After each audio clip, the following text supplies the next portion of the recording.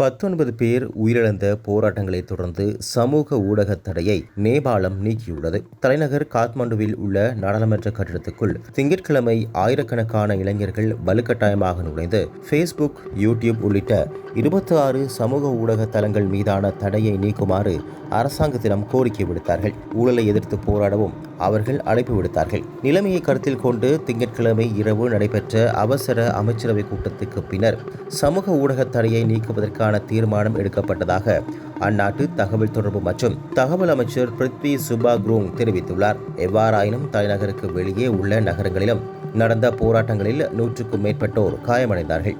நேபாளத்தில் மில்லியன் கணக்கான பயனர்கள் இன்ஸ்டாகிராம் போன்ற சமூக ஊடக தளங்களை நம்பியுள்ளார்கள். அவர்கள் பொழுதுபோக்கு, செய்திகள் மற்றும் வணிகத்துக்காக அவற்றை அணுகுகின்றார்கள். ஆனால் அரசாங்கம் கடந்த வாரம் போலி செய்திகள், வெறுப்பு பேச்சு மற்றும் ஆன்லைன் மோசடிகளுக்கு எதிரான நடவடிக்கை என்ற போர்வையில் சமூக ஊடகங்கள் தொடர்பான தடையை அமுல்படுத்தியது. இதற்கு எதிராக திங்களன்று வீதிகளில் இறங்கிய இளைஞர்கள் அரசாங்கத்தின் சர்வாதிகார அணுகுமுறையை எதிர்த்து போராடுவதாக கூறினார்கள். சில போராட்டக்காரர்கள் பிரதமர் KB சர்மா ஒலியின் சொந்த ஊரான டமாக்கியில் உள்ள அவரது வீட்டின் மீது கற்களை வீசினார்கள். காத்மண்டுவில் போலீசார் போராட்டங்களை கலைக்க தண்ணீர் பீரங்கி, தடியடி பயன்படுத்தியதோடு ரப்பர் தோட்டாக்களால் சுட்டார்கள். பிரதமர் KB சர்மா ஒலி வன்முறை மற்றும் உயிரிழப்புகளால் மிகவும் வருத்தம் அடைகின்றேன் என்றும் தெரிவித்துள்ளார். அத்தோடு போராட்டங்களை விசாரிக்க அரசாங்கம் ஒரு குழுவை அமைக்கும் என்றும், பாதிக்கப்பட்டவர்களுக்கு அரசாங்கம் நிதி நிவாரணம் வழங்கும் என்றும், காயமடைந்தவர்களுக்கு இலவச சிகிச்சை அளிக்கும் என்றும் அவர் உறுதியளித்துள்ளார். இதனிடையே போராட்டங்களின் போது தனது நிர்வாகம் பலத்தை பயன்படுத்தியது குறித்து கடுமையான விமர்சனங்கள் எழுந்தமையினால் உள்துறை அமைச்சர் ரமேஷ் லேகாக் நேற்று மாலை தனது ராஜினாமாவை வழங்கினார். கடந்த வாரம் நேபாளத்தில் தகவல் தொடர்பு மற்றும் தகவல் தொழில்நுட்ப அமைச்சில் பதிவு செய்வதற்கான காலக்கெடுவை மீறுவதற்காக 26 சமூக ஊடக தளங்களை தடை செய்ய அதிகாரிகள் உத்தரவிட்டார்கள்.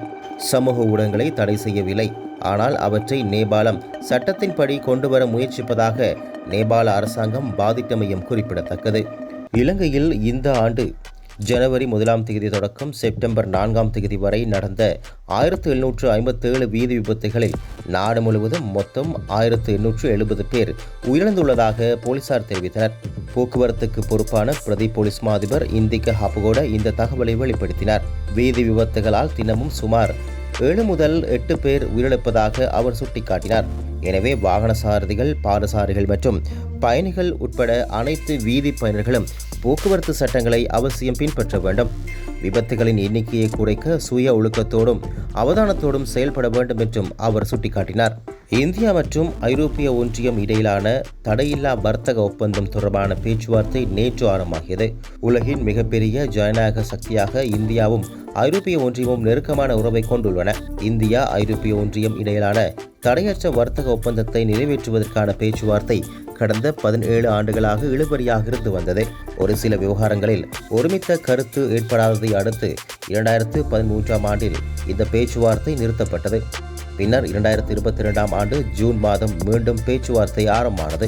இந்த ஒப்பந்தத்தை விரைந்து முடிக்க இருதரப்பும் தீவிரம் காட்டி வருகின்ற நிலையில் கடந்த 4ஆம் தேதி இந்திய பிரதமர் மோடியுடன் ஐரோப்பிய கவுன்சில் தலைவர் அன்டோனியோ கோஸ்டா, ஐரோப்பிய கமிஷனின் தலைவர் உர்சுலா வான் டெர் லேயன் ஆகியோருக்கு இடையே நடந்த தொலைபேசி உரையாடலில் விவாதிக்கப்பட்டது.